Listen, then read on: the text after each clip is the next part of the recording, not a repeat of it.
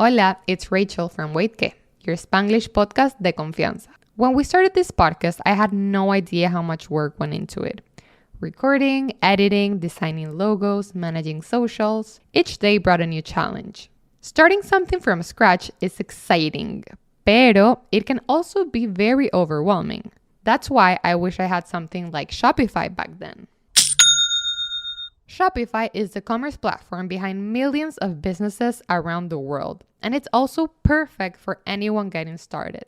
Build your online store with Shopify's professional templates, and let their AI tools help write descriptions, polish photos, and generate headlines. Shopify's got your back with inventory, shipping, returns, and all the not-so-glamorous parts of running a business. If you're ready to sell, you're ready for Shopify. Turn your big business idea into with Shopify on your site. Sign up for your $1 per month trial and start selling today at shopify.com/sonoro. Go to shopify.com/sonoro for more information.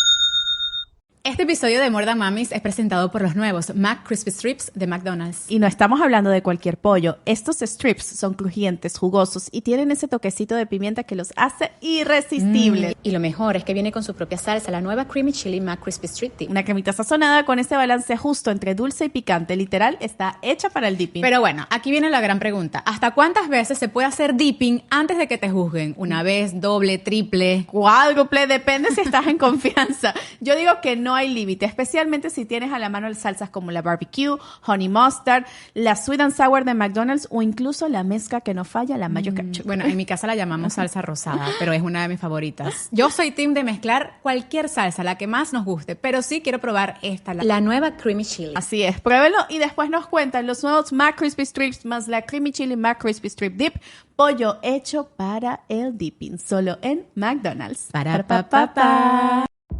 Imagine with me, as if you were there. Discover Tales Unrolled, a new Dungeons & Dragons actual play series set in a small, tropical town called Alma that is suddenly plagued by a mysterious curse. 4 of the villagers must come together to save their town and the people they love that live there. They will have to face and defeat demons real and imagined, otherwise they risk falling victim to the curse. Watch or listen Tales Unrolled, available as a video series on YouTube and as a podcast wherever you listen. I hope that with you, maybe we can make sense of this together.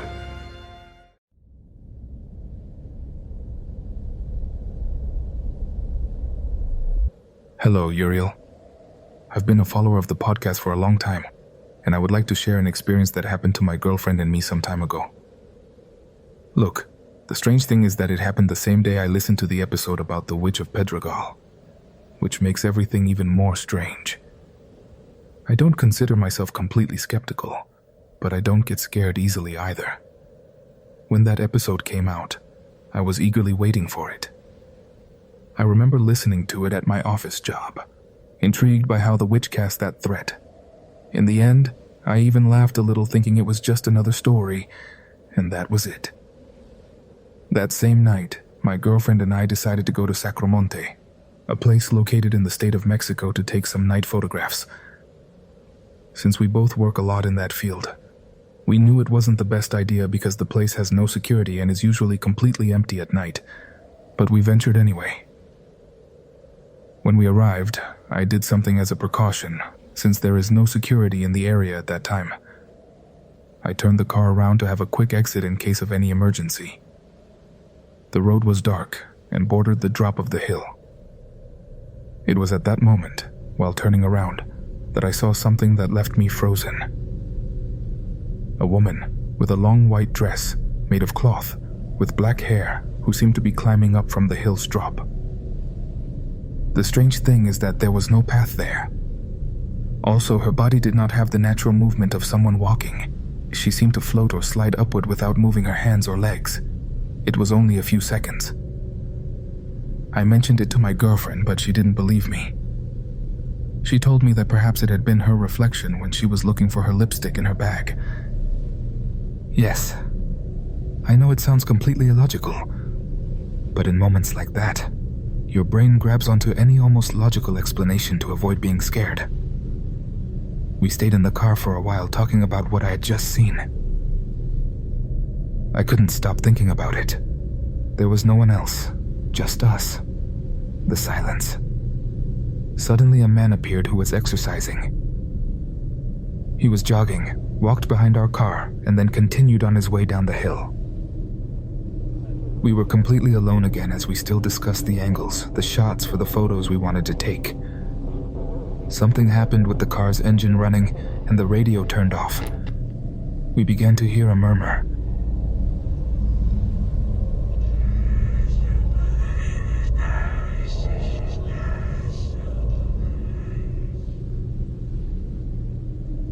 At first gentle, but then it transformed into singing.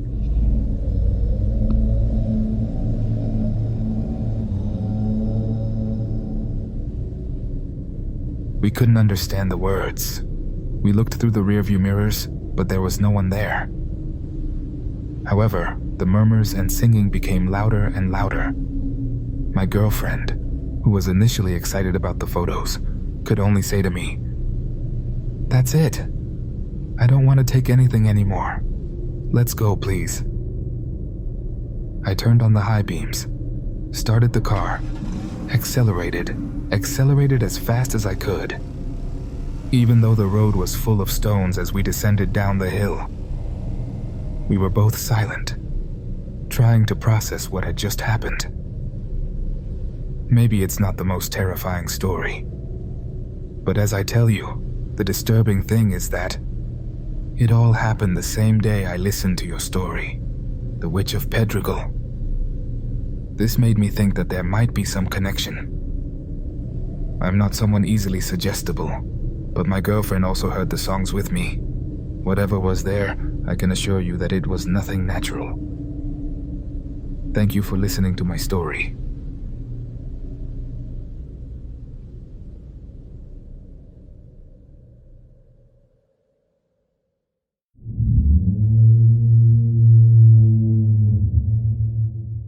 Good evening, community. Thank you for joining us again in Tales of the Night, where you will find what you are looking for. Stories. Stories that speak of the paranormal world, and those strange moments when it seems to intertwine with ours.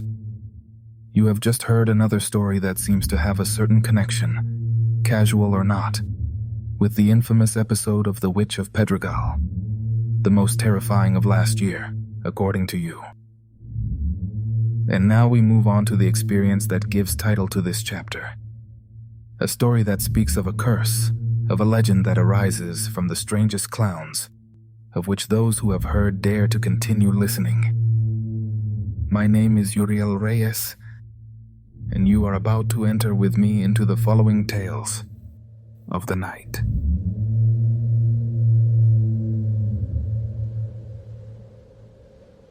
Good evening, community.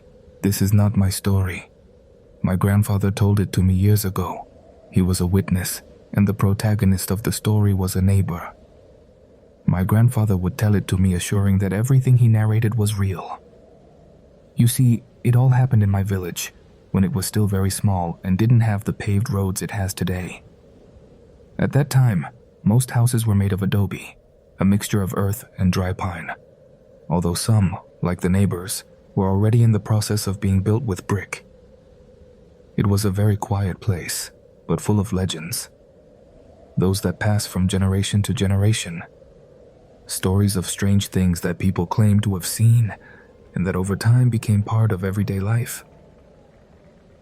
Every year, without fail, a circus would come to the village. It wasn't a big or spectacular circus. On the contrary, it was small and quite modest, but its arrival always caused excitement. It had fire eaters, acrobats, and a special act in which several clowns crossed the tightrope without any safety net. However, something about that circus disturbed the inhabitants. It wasn't the show itself, but the clowns themselves. They weren't like the common clowns from other circuses. Their costumes were strange, old, with pointed hats, and a theatrical area that looked nothing like what people were used to seeing. But the most disturbing thing of all was that they never spoke, neither on stage nor off it. They moved with precision, as if each step was rehearsed during the day, while the other artists mingled with the village people, ate at the food stalls, or chatted with the curious. The clowns were never seen outside the circus. They would go from their tent to their performance and then disappear behind the canvas again. No one ever saw them in any other context. Over time, people began to make conjectures. Some said they weren't normal people, that there was something very strange about them. But as is often the case with stories born of mystery, no one had proof of anything. They were just rumors, until someone decided to check one of them. My grandfather's neighbor, a man of strong character but with an insatiable curiosity. He had heard a disturbing rumor, a legend. They said that if someone recited the Lord's Prayer while the clowns performed their act, something terrible would happen. I don't know if he did it out of simple curiosity or with a darker intention, but one afternoon he decided to try it. He sat among the audience, waiting for the right moment. When one of the clowns climbed onto the tightrope and began his act, the neighbor closed his eyes and began to murmur the prayer. No one noticed what he was doing, but as soon as he finished the last word, the clown lost his balance and fell. The impact against the ground resonated throughout the circus. For a few seconds, the audience remained silent, believing that everything was part of the show. Until the pool of blood began to expand under his body and some children started to cry. The clown convulsed for a moment until he finally became motionless. There were no doctors in the village, and the only way to call for emergency services was from the municipality. The firefighters arrived an hour later, but it was already too late. The clown was dead.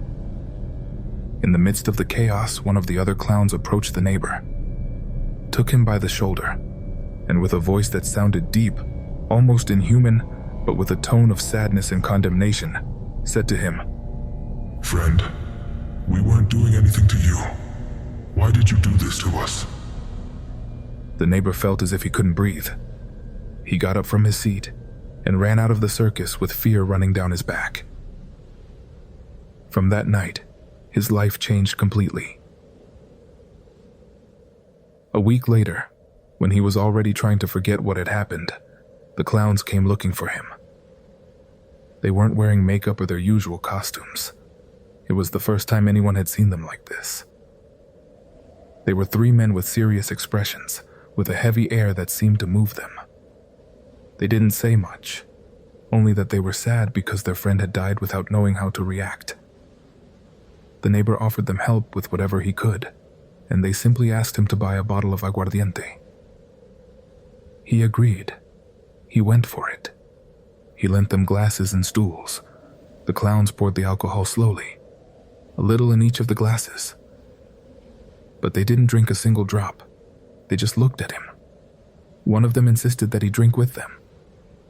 And without knowing why, the neighbor did it. As soon as he took the first sip, the clowns got up without saying a word and left. Later, that same night, his wife found him on the floor of the workshop, writhing and screaming as if something invisible was attacking him. When she tried to talk to him, he seemed to react, but immediately fainted again. Upon waking up in the early morning, he told her what he had seen. A group of hooded men with robes made of animal skins had appeared in the workshop before he closed it. They pounced on him, held him with cold hands, and tried to drag him outside. He fought with all his strength, fell to the floor and screamed, but they were still there, touching him, whispering in his ear. When he woke up, his skin was cold and he was soaked in sweat. From that night, community, his life became a living hell. Shadows stalked him. He saw strange things. Dolls dressed with the same strange fabrics with which those clowns dressed. They seemed to be made of cloth, but they ran all over the house. Behind his back, he heard voices. Footsteps on the roof, knocks on the walls. Until one night he thought he saw one of those dolls in his son's bed, covering itself with his blankets, laughing, pretending to be him, driven mad, not knowing what it had done with his son. He hit it with all his might while that cursed being wouldn't stop laughing. But when his wife's screams made him react, he realized that there was no doll. He was beating his own son. The situation had clearly become unsustainable. The neighbor's younger brother, a man of faith known for helping everyone in the village who needed spiritual matters, decided to organize a 9-day prayer session in the house. However, from the first day, as soon as they began to pray, an unbearable odor flooded the place. Day after day the smell returned, and with it the whispers, the knocks on the door, the sound of footsteps on the roof. The last day of the 9-day prayer was the most terrifying. Something pounded on the door furiously, as if trying to break it down. Outside, a loud fluttering was heard, followed by a dull impact on the roof. And then, without explanation, a warm light illuminated the room. The neighbor's brother thanked God. He assured that an angel had arrived, that it would protect them from then on. But the damage was already done. The neighbor never regained his sanity. A short time later, when everyone thought that the worst had already happened, in a fit of madness, he committed a horrible crime. He murdered his wife. He was imprisoned. He remained silent forever. He never explained why he had done it, and inside the prison, it is said that he also took the lives of 3 other men. My grandfather swears that this story is real, each and every one of its details. He himself witnessed the commotion surrounding the circus. When the accident happened, he remembers hearing the prayer sessions from his house, and they even made him participate in some. What he most clearly remembers is that after the clown's death, that circus never returned to the village. Este episodio de More Than Mamis es presentado por los nuevos McCrispy Strips de McDonald's. Y no estamos hablando de cualquier pollo. Estos strips son crujientes, jugosos y tienen ese toquecito de pimienta que los hace irresistibles. Y lo mejor es que viene con su propia salsa, la nueva Creamy Chili McCrispy Strip Dip. Una cremita sazonada con ese balance justo entre dulce y picante. Literal, está hecha para el dipping. Pero bueno, aquí viene la gran pregunta. ¿Hasta cuántas veces se puede hacer dipping antes de que te juzguen? ¿Una vez, doble, triple? Cuádruple, depende si estás en confianza. Yo digo que no hay límite, especialmente si tienes a la mano salsas como la barbecue, honey mustard, la sweet and sour de McDonald's o incluso la mezcla que no falla, la mayo ketchup. Bueno, en mi casa la llamamos salsa rosada, pero es una de mis favoritas. Yo soy team de mezclar cualquier salsa, la que más nos guste, pero sí quiero probar esta, la nueva Creamy Chili. Así es, pruébenlo y después nos cuentan los nuevos McCrispy Strips más la Creamy Chili McCrispy Strip Dip, pollo hecho para el dipping, solo en McDonald's. Pa. Hey guys, it's Andrew from the Scary Mysteries podcast, where every single week we dive into insane and creepy true crime compilations, as well as cover the most terrifying and strange news stories currently happening all around the world. And we go into all the topics you want to hear about: missing persons, killers, UFOs, and more. Best of all, we don't waste your time with any fluff or fillers, just straight in all the dark details. If you like true crime, then you're going to love us. So go check out the Scary Mysteries podcast right now.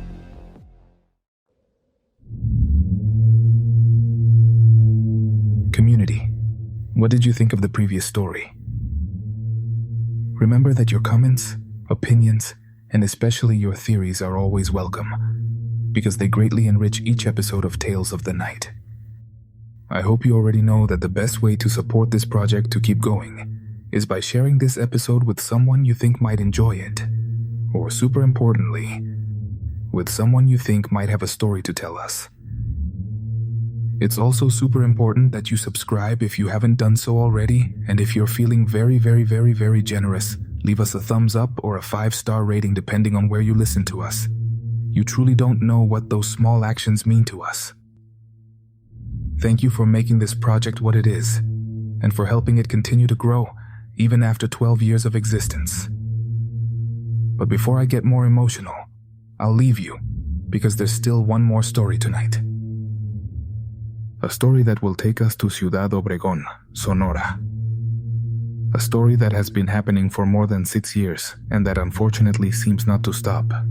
that seems not to improve even a little bit. We thank Juan for his trust in sharing it, and we invite you not to be suggestive of what you are about to hear. Without further ado, we continue with more tales of the night.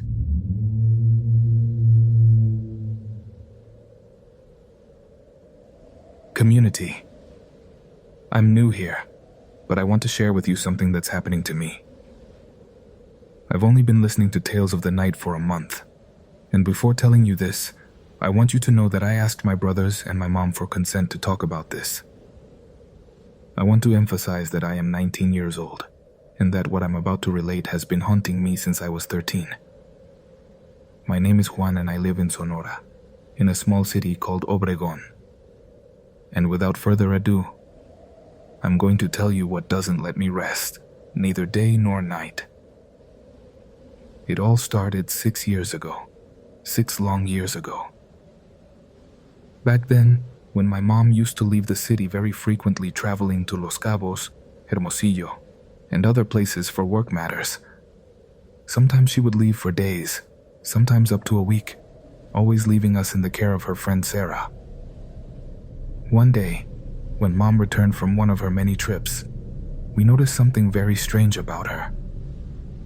My twin brother and I noticed it immediately, although my little sister, who was still very young, apparently didn't perceive anything strange. Mom looked tired, dejected, as if something was stealing her energy. She had always been an active woman, so it seemed very strange to see her like this.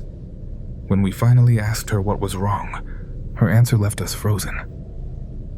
Mom had never believed in the paranormal. She always looked for scientific and logical explanations for everything, so what she told us surprised us even more. She told us that she had gone to visit her boyfriend, with whom she broke up sometime later. She never told us what this man did for a living, but she revealed that he had a santero, or rather, a padrino, as they are known in Mexico. A spiritual godfather, as Mom told us that one day he took her to him to have some kind of cleansing done. When she arrived at the place, it seemed strange to her that instead of seeing the typical saints like Santa Muerte, St. Jude, and others, the place was full of strange dolls. They told her they came from Colombia. Among all those dolls, there was one that caught her attention in a special way. It had a white dress, a huge head, and completely black hair. But the strangest thing was that her hair seemed to be made of scribbles, as if a child had drawn it. Mom touched it, and the padrino warned her that she had made a mistake. He told her that something bad would storm her, because not even he had enough power to touch those dolls.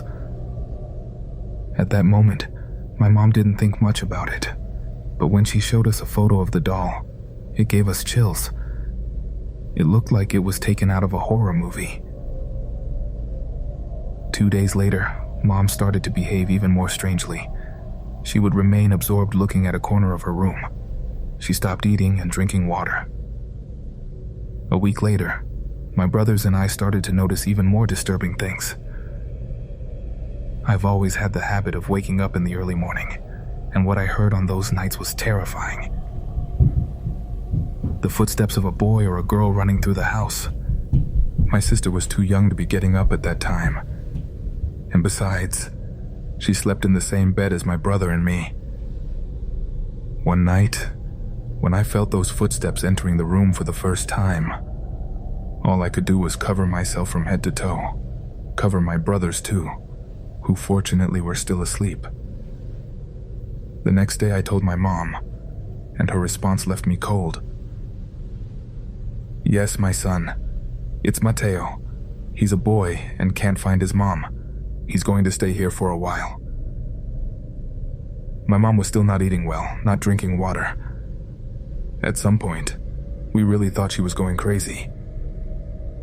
Another week of torment passed, of noises, footsteps, and occasionally laughter in the early morning, until suddenly, I don't know why, Mom reacted. "This can't be happening. This can't be more than me," she said. And she called Sarah to take care of us. she went on another trip, and when she returned, she showed us many photos. In one of them, taken in the mirror of her hotel, you could clearly see the doll or the saint that she had touched without permission. The terrifying thing, community, is that it looked life-sized, as if it were a person behind her. That photo is probably the most disturbing thing I've seen in my life. Mom started to have many cleansings done by someone who was recommended to her. That person told her that a very negative soul, or practically a demon, wanted to take one of her children. When she told us that, my brother and I were in shock. We were only 13 years old. Days later, my mom went on a trip again, but this time Sarah couldn't take care of us. And what I'm going to tell you now is the reason why I'm sharing this story. It was around 6:30 in the afternoon. My brother and sister had fallen asleep watching a program very beloved here in Mexico, even so many years after it ended. I wanted to turn down the volume of the television, but suddenly the signal went out and the white noise of interference began to sound. At that moment, I heard a horrible sound. Something was scratching one of the legs of the bed where my brothers were sleeping. I thought it could be a rat or some other animal. I looked under the bed, right at the legs from where the scratches were coming, but there was nothing. However, the sound was still there, in front of me. I ran out of the room, and at the moment I crossed the door, I felt an indescribable sensation, as if something had abandoned me. I was paralyzed with fear. Somehow I returned to the room. I tried to wake up my brothers. They weren't reacting. They seemed lifeless. I even gave my brother a couple of hits and he wouldn't wake up. The scratches intensified. The sound of the television increased in volume. I could only think about crying. I didn't know how to pray, but I began to repeat the Lord's Prayer over and over again, more than 20 times, until everything suddenly disappeared. My brothers woke up after some time. They asked me why I was crying. When Mom arrived, I told her what happened. She immediately called her santera, who did a cleansing with candles, prayers, and incense. The lady transmitted an incredible peace, very difficult to explain. I remember that she approached me and asked me to give her my hand. She inspired confidence in me, so I accepted what she told me. It left me thinking until today. Juan, you have a cherub that takes care of you. I asked her what a cherub was, because at that time I didn't know anything about religion. I only knew that there was a God, and she replied, "Don't worry. He will always be with you. You are very important. That's why they sent him to take care of you." But then she added the following, "But you should know that just as you have a cherub, I also feel a very negative energy nearby. Something dark, something evil." After the blessing, the house was quiet for a few weeks until the noises returned. At this point, when Mom contacted the border again, she told her something even more terrifying. "That child you called Mateo, he's jealous." "Jealous of what?" asked my mom. "Because you're pregnant. He wants to get into that baby, into that fetus." Mom turned pale. I was frozen. That night, obviously, I couldn't sleep. The next day, my mom took 2 pregnancy tests. Both came out positive. During all the months of pregnancy, everything in the house was chaos. We had a very bad time until the baby was born. A girl. After her birth, everything ceased. The house was completely at peace for the first time. Now that I am 19 years old, all of this is still in my mind. Nothing happens in Mom's house anymore. But now that I live with my girlfriend, I once again feel the sensation of abandonment. It's as if that cherub has once again left me alone. Alone with the evil energy that still chases me, that I feel closer and closer to me. Sometimes I feel it very clearly at work. At first it was little by little, but lately it's clearer and clearer. I can feel it even at work.